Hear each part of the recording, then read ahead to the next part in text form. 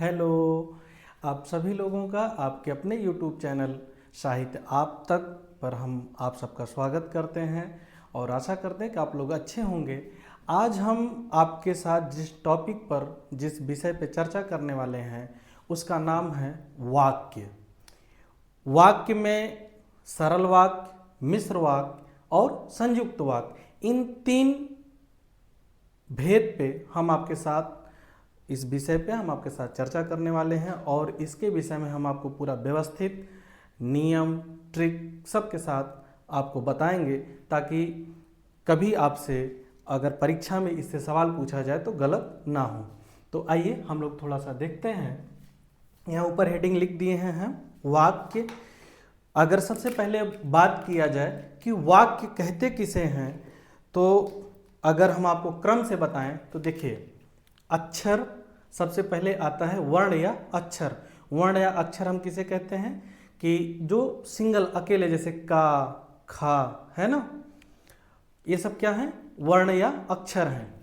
ये देखिए, जैसे ये क्या है, का, खा, गा, ये सब क्या है, ये अक्षर हैं।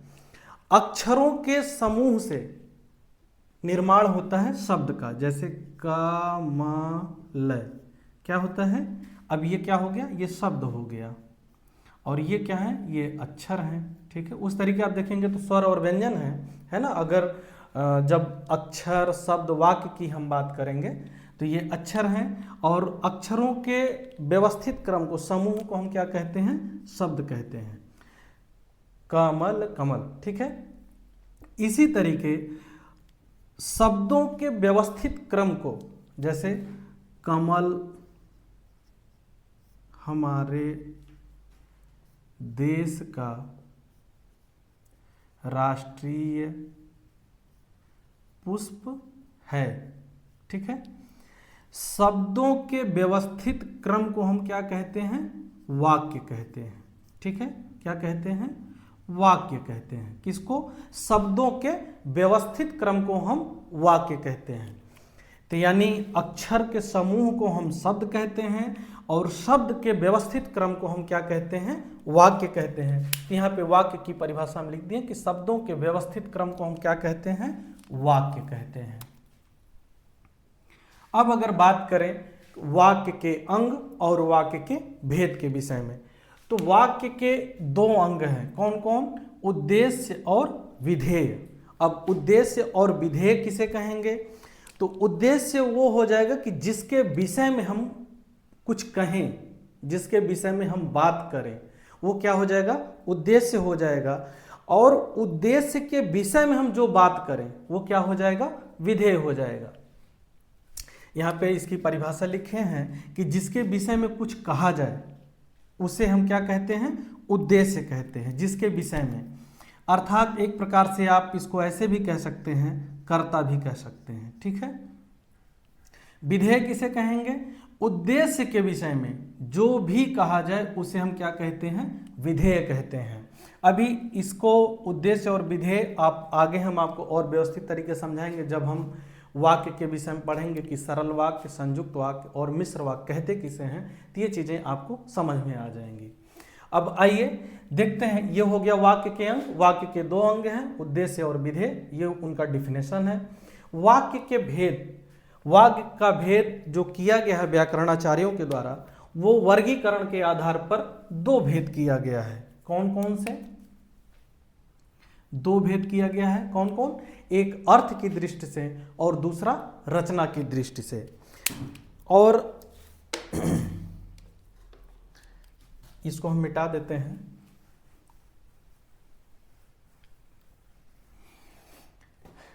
एक है अर्थ की दृष्टि से, दूसरा है रचना की दृष्टि से। अब हमारा मेन पॉइंट यहां पे आता है कि रचना की दृष्टि से अब इसके भी उपभेद हैं। जैसे वाक्य के भेद की बात करें कि वर्गीकरण के आधार पर कितने भेद हैं वाक्य के, तो दो भेद हैं, अर्थ की दृष्टि से और रचना की दृष्टि से। ठीक है, तो ये वर्गीकरण के आधार पर दो भेद हुए। अब इन सबके उपभेद हैं, तो रचना की दृष्टि से तीन भेद हैं। कितने भेद हैं, तीन भेद। किसके, वाक्य के, वाक्य के। कौन कौन से हैं, आइए उनको देखते हैं। तो पहला है सरल वाक्य, दूसरा है मिश्र वाक्य, ठीक है, एक सेकेंड, संयुक्त वाक्य, सरल वाक्य, संयुक्त वाक्य, और अगला है मिश्र वाक्य। मिश्र वाक्य को कहीं कहीं आपको मिश्रित वाक्य भी लिखा हुआ मिल जाएगा, मिश्र या मिश्रित वाक्य। तो ये तीन भेद हैं रचना की दृष्टि से, और आज हमको इन्हीं सबको पढ़ना है, सरल वाक्य, संयुक्त वाक्य और मिश्र वाक्य। अर्थ की दृष्टि से कितने भेद हैं? 8 भेद हैं। अर्थ की दृष्टि से 8 भेद हैं, किसके? वाक्य के, ठीक है। देखिए वाक्य के भेद वर्गीकरण के आधार, यहाँ पे देखिए एक चीज भूल गए हैं हम लिखना, यहाँ पे हंस पद का चिन्ह लगा देते हैं और पर लिख देते हैं। वर्गीकरण के आधार पर 2 भेद हैं, 2 भेद हैं। कौन कौन? अर्थ की दृष्टि से और रचना की दृष्टि से। अब इसके जो उपभेद हैं, तो अर्थ की दृष्टि से 8 भेद हैं, किसके? वाक्य के ही। वो कौन कौन है उनका नाम अभी हम इनको पढ़ने के बाद पढ़ेंगे। तो रचना की दृष्टि से 3 भेद हैं, कौन कौन? सरल वाक्य, संयुक्त वाक्य और मिश्र वाक्य। तो हम उम्मीद करते हैं कि ये चीज़ें आपको समझ में आ गई होंगी यहाँ तक कि वाक्य किसे कहते हैं। तो शब्दों के व्यवस्थित क्रम को हम वाक्य कहते हैं। वाक्य के 2 अंग हैं, उद्देश्य और विधेय।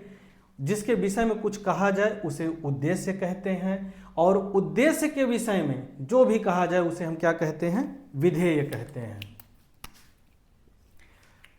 वाक्य के भेद की बात करें तो यहाँ पे वर्गीकरण के आधार पे 2 भेद, अर्थ की दृष्टि से और रचना की दृष्टि से।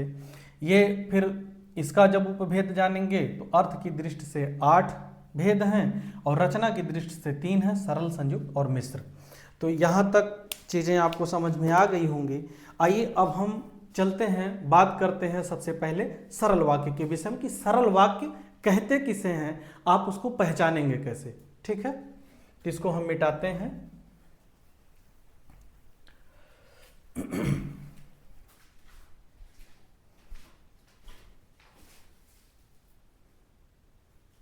आइए हम लोग आगे बात करते हैं।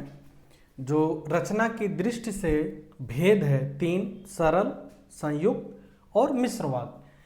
तो उनके विषय में सबसे पहले हम लोग बात करते हैं सरल वाक्य के विषय में। तो सबसे पहले आपको नाम से ही पता होगा, सरल यानी सरल वाक्य यानी आसान वाक्य। तो तीनों में सबसे आसान अगर किसी को पहचानना है तो सरल वाक्य क्यों है, ठीक है। अब आइए परिभाषा देखते हैं कि परिभाषा है कि जिस वाक्य में केवल एक उद्देश्य हो और एक विधेय हो, उसे हम क्या कहेंगे? सरल वाक्य कहेंगे। अगर दूसरे तरीके परिभाषा से समझे तो जिस वाक्य में एक कर्ता हो और एक क्रिया हो, यानी उद्देश्य को हम आपको पहले ही बताए कि उद्देश्य को हम कर्ता भी कह सकते हैं और विधेय को क्रिया कह सकते हैं।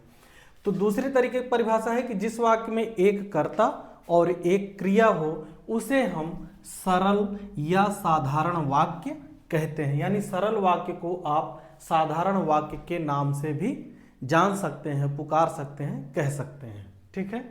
यानी सीधा सा बहुत सरल, जैसे सरल वाक्य नाम है वैसे उसकी परिभाषा और पहचान है कि जिसमें एक उद्देश्य और एक विधेय हो या एक कर्ता एक क्रिया हो, तो उसे हम क्या कहेंगे? सरल वाक्य कहेंगे।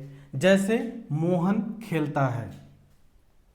अब अगर हम थोड़ा सा आपको पीछे लेकर के चलें कि उद्देश्य और विधेय कहते किसे हैं, तो अब देखिए जिसके विषय में कुछ कहा जाए उसे हम क्या कहेंगे? उद्देश्य कहेंगे। तब यहाँ पे किसके विषय में बात किया जा रहा है? कौन खेल रहा है? मोहन खेल रहा है। हम कहते हैं कि मोहन खेलता है, यानी मोहन के विषय में बात कही जा रही है, तो मोहन यहाँ क्या हो जाएगा? उद्देश्य हो जाएगा, ठीक है। और उद्देश्य के विषय में जो बातें कही जा रही हैं वो क्या हो जाएगा? विधेय हो जाएगा। अब पहली परिभाषा के अनुसार एक उद्देश्य और एक विधेय हो, तो यहाँ पे देखिए एक उद्देश्य है और एक विधेय है, इसलिए ये क्या है, सरल वाक्य है। दूसरी परिभाषा की बात करें तो मोहन क्या है, करता है, और खेलना क्या है, क्रिया है। तो कर्ता और क्रिया है, अकेला है, इसलिए कौन सा वाक्य हो जाएगा, सरल वाक्य हो जाएगा। आइए इसी तरीके हम दूसरे परिभाषा को भी देखते हैं। दूसरा है कि बंदर नाचता है, बंदर नाचता है। अब बंदर यहां क्या हो जाएगा, कह लीजिए चाहे उद्देश्य कह लीजिए या कर्ता कह लीजिए, और नाचना क्रिया भी कह सकते हैं आप, और उसको विधेय भी कह सकते हैं। इस तरीके कौन सा वाक्य हुआ, सरल वाक्य हुआ। तो सरल वाक्य की परिभाषा, उसको पहचानना क्या है, बिल्कुल आसान है। और भी अगर उदाहरण की बात करें तो लता खेल रही है, लता खेल रही है, ठीक है। तो लता उद्देश्य हो जाएगी, खेलना विधेय हो जाएगा, लता कर्ता हो जाएगी और खेलना क्रिया हो जाएगा। ऐसे में क्या हो जाएगा, सरल वाक्य, ठीक है। ये सरल वाक्य हो जाएगा।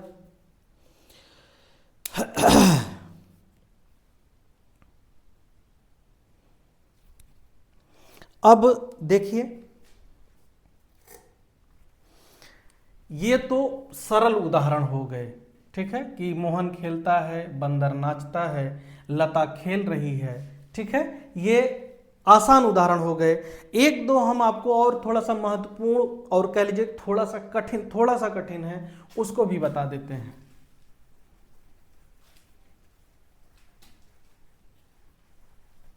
जैसे कि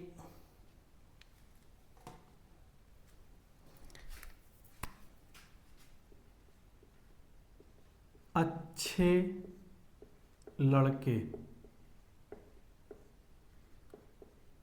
परिश्रमी होते हैं,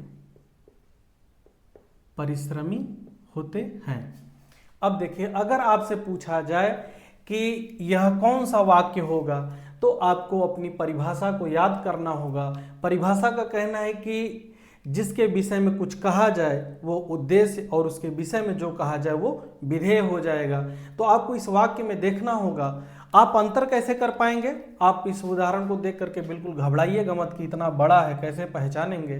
तो जब अभी आप मिश्र वाक्य और संयुक्त वाक्य को पढ़ेंगे कि वो कैसे बनते हैं, तो आपका ये बिल्कुल सरल वाक्य इन दोनों से अलग हो जाएगा और आपको पहचानने में कठिनाई नहीं होगी। तो यहाँ पे देखिए, सबसे पहले हम बात अगर करें उद्देश्य के विषय में कि किसके विषय में बात कही जा रही है, तो अच्छे लड़कों के विषय में। ये क्या हो जाएंगे, आपके उद्देश्य हो जाएंगे। किस प्रकार के लड़के, अच्छे लड़के। क्या होते हैं, उनके विषय में क्या बातें कही जा रही हैं कि वो परिश्रमी होते हैं, ये आपका हो गया विधेय, ठीक है। इस प्रकार ये क्या हो गया, सरल वाक्य। परिश्रम करना क्या है, क्रिया है। लड़के यहाँ पे क्या हो जाएंगे, अच्छे लड़के क्या हो जाएंगे, कर्ता हो जाएंगे। अगर सिर्फ इतने की बात किया जाए कि अच्छे लड़के, तो आपको इसमें विशेष और विशेषण भी मिल जाएगा कि लड़के क्या हो जाएंगे, विशेष्य हो जाएंगे, और इनकी विशेषता क्या हो जाएगी कि अच्छे लड़के, तो अच्छे विशेषण हो जाएगा और लड़के विशेष्य हो जाएंगे। लेकिन यहाँ पे आपको ये मतलब विशेष्य और विशेषण नहीं बताना है, यहाँ पे आपको वाक्य बताना, तो ये क्या हो जाएगा, सरल वाक्य हो जाएगा कि इसके विषय में ये बातें कही जा रही हैं। तो ये हो जाएगा सरल वाक्य। फिर अगला है परिश्रमी छात्र अवश्य सफल होंगे।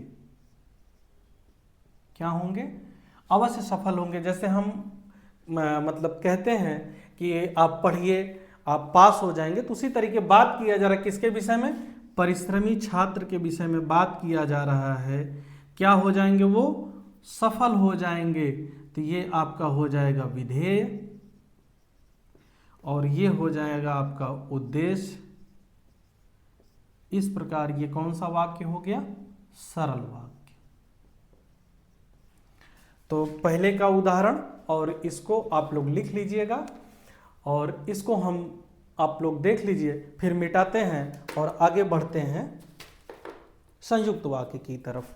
ठीक है, तो इसको हम मिटाते हैं और चलिए आगे की बात करते हैं। तो आइए चलिए अब हम लोग अगला जो भेद है कौन सा? संयुक्त वाक्य, इसके विषय में बात करते हैं। तो इसकी परिभाषा को अगर देखते हैं तो इसकी परिभाषा कुछ इस प्रकार है कि जिस वाक्य में दो या दो से अधिक वाक्य स्वतंत्र रूप से समुच्चय बोधक अव्यय से जुड़े हों उन्हें हम क्या कहते हैं? संयुक्त वाक्य कहते हैं। संयुक्त का अर्थ ही होता है, देखिए, जोड़। क्या होता है? जोड़। संयुक्त का अर्थ ही होता है जोड़। तो इनका कहना है कि दो या दो से अधिक स्वतंत्र वाक्य, यानी दोनों क्या हो? अलग अलग वाक्य हों और किससे जुड़े हों? समुच्चय बोधक अव्यय से जुड़े हों, उन्हें हम क्या कहते हैं? संयुक्त वाक्य कहते हैं। कैसे? परिभाषा तो आप समझ लिए कि दो या दो से अधिक वाक्य जो स्वतंत्र रूप से समुच्चय बोधक अव्यय से जुड़े हों उन्हें हम क्या कहते हैं? संयुक्त वाक्य कहते हैं। ये यहाँ पे देखिए लिख दिए कि समुच्चय बोधक अव्यय कौन कौन है, किसे कहते हैं? ये देखिए, और, तथा, एवं, परंतु, बल्कि, पर, आदि, ये सब क्या है? समुच्चय बोधक अव्यय हैं। हम आपको इसके बाद इसके भी विषय में बताएंगे कि ये अव्यय होते क्या हैं, अव्यय का मतलब क्या होता है, इस सब के विषय में भी आपके साथ हम चर्चा करेंगे। अभी फिलहाल आइए हम लोग इसको संयुक्त वाक्य की परिभाषा होगी, अब इसकी परिभाषा को हम लोग उदाहरण से समझते हैं। देखिए, पूरा वाक्य है कि वह सुबह गया और शाम को लौट आया। ठीक है, वह सुबह गया और शाम को लौट आया। अब अगर आप देखेंगे सबसे पहले यहाँ पे देखिए दो वाक्य है। वह सुबह गया, ये एक वाक्य ये हो गया। शाम को लौट आया, ये अलग वाक्य हो गया। यानी ये अलग है और ये अलग है, दो वाक्य हैं। शाम को लौट आया, वह सुबह गया। अब इन दोनों वाक्यों को जोड़ने का काम कौन कर रहा है? और यही और क्या है? समुच्चय बोधक अव्यय है। क्या है? अव्यय है। तो दो या दो से अधिक वाक्य, इसमें तो दो ही हैं, दो से अधिक भी हो सकते हैं परिभाषा के अनुसार, लेकिन यहाँ पे दो ही हैं तो हम दो से ही समझेंगे। वाक्य स्वतंत्र रूप से समुच्चय बोधक अव्यय से जुड़े हों तो उन्हें हम क्या कहते हैं? संयुक्त वाक्य कहते हैं। तो यहाँ पे देखिए इन दोनों वाक्यों को जोड़ने का जो कार्य कर रहा है वो और कर रहा है, और क्या है? समुच्चय बोधक अव्यय है, इसलिए ये कौन सा वाक्य हो गया? संयुक्त वाक्य। संयुक्त वाक्य। आप इन सबको ध्यान रखिएगा कि आप देखेंगे कि संयुक्त वाक्य जो भी रहेगा पहले तो उसमें दो वाक्य रहेगा, कम से कम दो वाक्य रहेगा, अकेले नहीं रहेगा। और जब दो वाक्य रहेगा तो इन्हीं किसी अव्यय से क्या होगा? जुड़ा रहेगा। अगर इस अव्यय को आप जानते रहेंगे, याद किए रहेंगे, तो इनको पहचानना आपके लिए क्या होगा? आसानी होगा। आइए दूसरे उदाहरण से समझते हैं।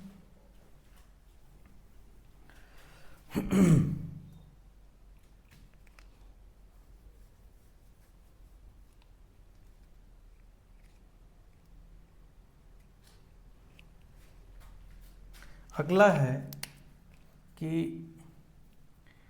एक चोर भागा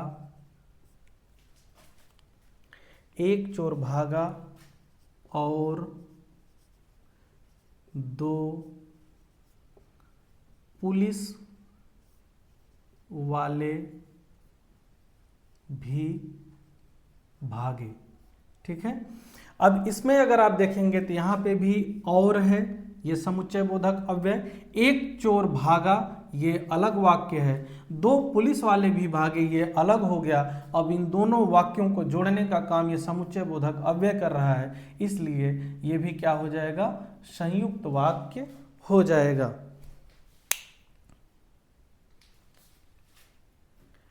यहाँ पे देखिए एक समुच्चय बोधक अव्यय को बढ़ा देते हैं, इनकी संख्या कई है ना, अभी बताते हैं। कि, एक और लिख देते हैं कि, आदि।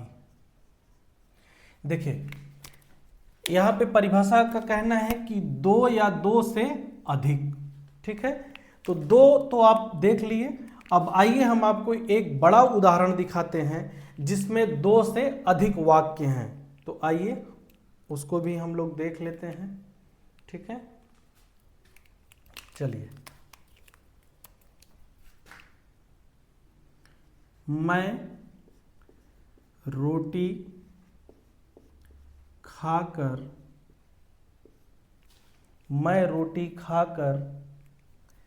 लेटा कि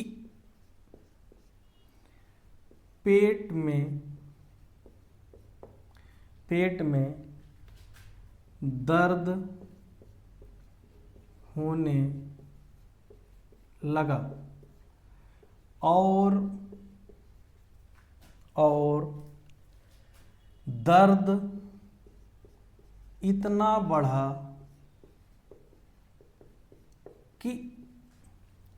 बढ़ा कि तुरंत डॉक्टर बुलाना पड़ा, ठीक है। ये पूरा देखिए, उस तरीके आप बात करेंगे तो पूरा एक वाक्य है, ठीक है। लेकिन जब आप इसको संयुक्त वाक्य के परिभाषा के हिसाब से देखेंगे तब देखिए कि मैं रोटी खाकर लेटा कि पेट में दर्द होने लगा और दर्द इतना बढ़ा कि तुरंत डॉक्टर बुलाना पड़ा। अब यहां पे आप देखेंगे तो 1 2 3 4, दर्द बढ़ा, कितना बढ़ा, इतना बढ़ा कि तुरंत डॉक्टर बुलाना पड़ा। अब इस तरीके आप देखेंगे तो इसमें कितने हैं, दो से अधिक वाक्य हैं और सब क्या है, समुच्चय बोधक अव्यय से जुड़े हैं कि और कि। तो इसलिए यहाँ पे कौन सा वाक्य ये हो जाएगा, संयुक्त वाक्य हो जाएगा। हालांकि ये बस आपके जानने के लिए है, आपसे जो उदाहरण पूछा जाएगा परीक्षा में तो आप ये इतना भरोसा रखिए, इतना बड़ा पूछा नहीं जाएगा, यही पूछे जाएंगे दो वाक्य वाले ही। इनको बस हम ऐसे आपको बता दिए कि परिभाषा के आधार पे आप इनको जानते रहिए। हालांकि इतना बड़ा आपसे नहीं पूछा जाएगा, बहुत करेगा तो 2 के बजाय 3 वाक्य कर देगा।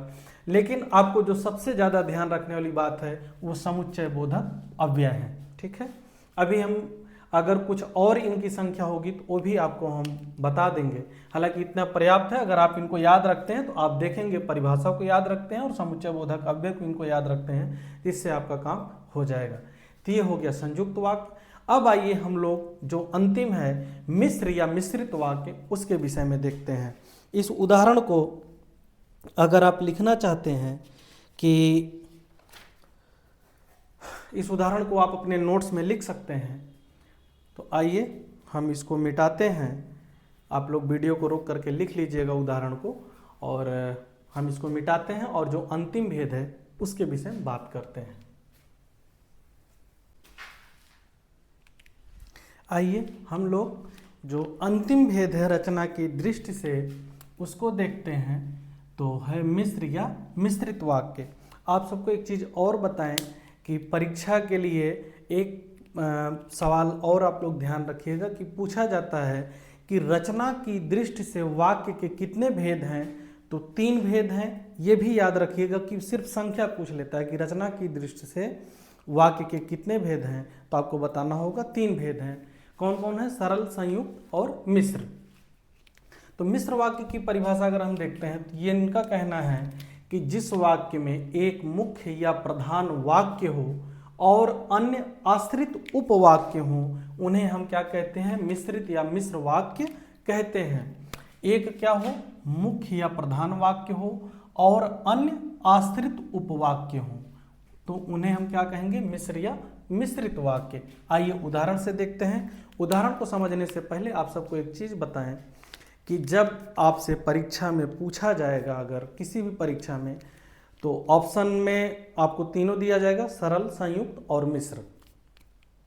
अगर आप देखिएगा कि सरल वाक्य है, सबसे पहले आप संयुक्त वाक्य को ढूंढिएगा कि क्या इसमें समुच्चय बोधक अव्यय है, दो वाक्य हैं, जुड़े हैं कि नहीं जुड़े हैं। ठीक है, अगर समुच्चय बोधक अव्यय से जुड़ा हुआ है तो आपका सवाल वहीं वो क्लियर हो जाएगा कि इसमें संयुक्त वाक्य होगा। उसके बाद फिर आप देखिएगा कि इसमें क्या एक उद्देश्य और एक विधेय है या एक कर्ता एक क्रिया है। ठीक है, जब ये दोनों नहीं रहेंगे तब आप समझिएगा कि ये कौन सा वाक्य है, मिश्र वाक्य है। क्यों?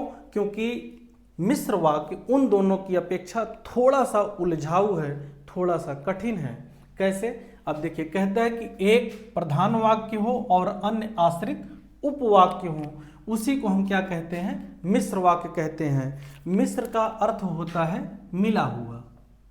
ठीक है, मिला हुआ।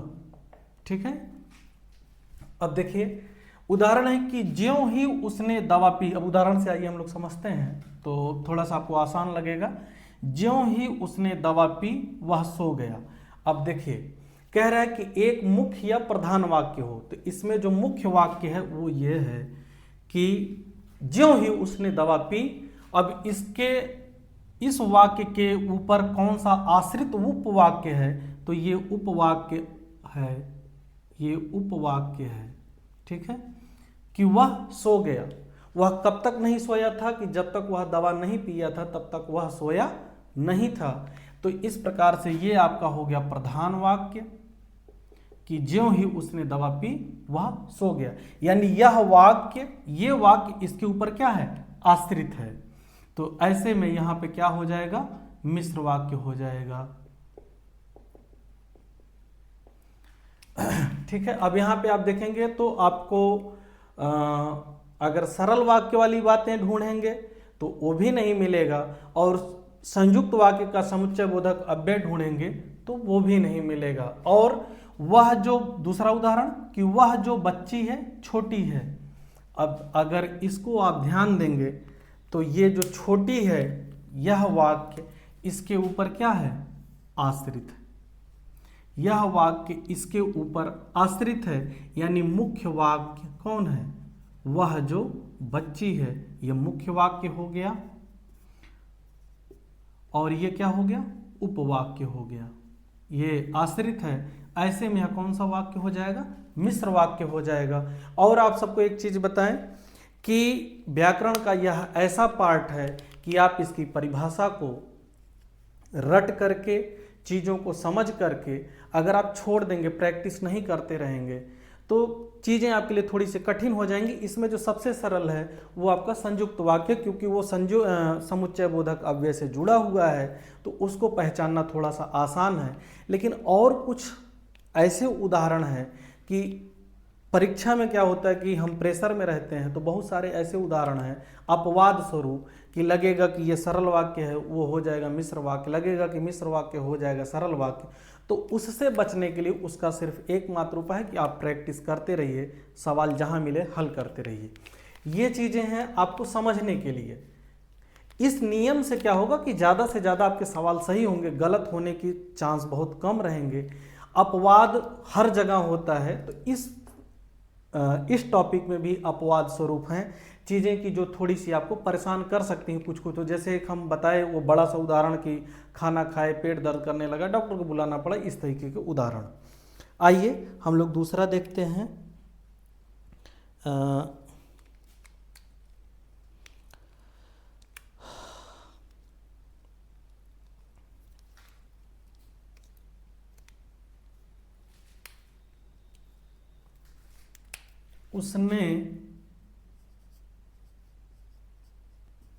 उसने उस पुस्तकालय उसने उस पुस्तकालय को खरीदा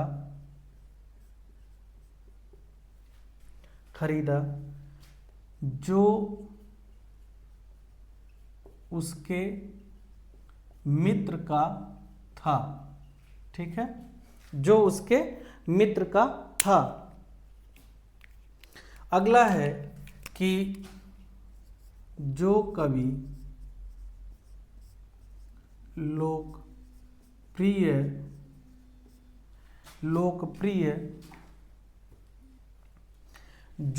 लोकप्रिय होता है उसका सम्मान सभी करते हैं। अब देखिए, अब यहाँ पे भी आप देखेंगे तो जो ये वाक्य है, जो उसके मित्र का था उसका सम्मान सभी करते हैं, ये दोनों वाक्य दोनों के ऊपर क्या है? आश्रित है। उसने उस पुस्तकालय को खरीदा। किसको खरीदा? जो उसके मित्र का था। तो यानी यह उपवाक्य इस मुख्य वाक्य के ऊपर क्या है? आश्रित है। ऐसे में क्या हो जाएगा? आपका हो जाएगा मिश्र वाक्य। ऐसे उसका सम्मान सभी करते हैं, इस प्रकार यह उपवाक्य इस वाक्य पे आश्रित है। तो ऐसे में यहाँ पे क्या हो जाएगा? मिश्र वाक्य हो जाएगा। यानी ये उपवाक्य इसके ऊपर क्या है? आश्रित है। तो ये हो जाएगा आपका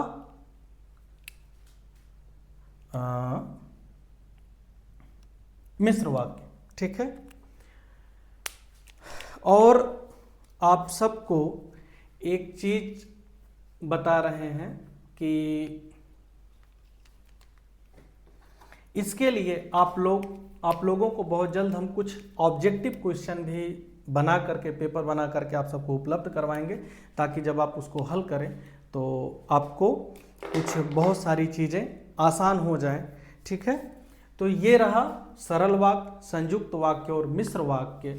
तो आज के लिए बस इतना ही, और फिर हम मिलते हैं आपसे नेक्स्ट क्लास में, और आशा करते हैं कि ये चीज़ें आपको समझ में आई होंगी।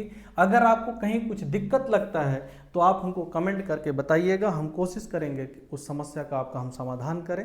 तो आज के लिए बस इतना ही, और ये वीडियो, ये हमारी मेहनत, पढ़ाने का तरीका आपको कैसा लगा कमेंट करके ज़रूर बताइएगा। मिलते हैं नेक्स्ट क्लास में, तब तक के लिए आप सबका बहुत बहुत धन्यवाद।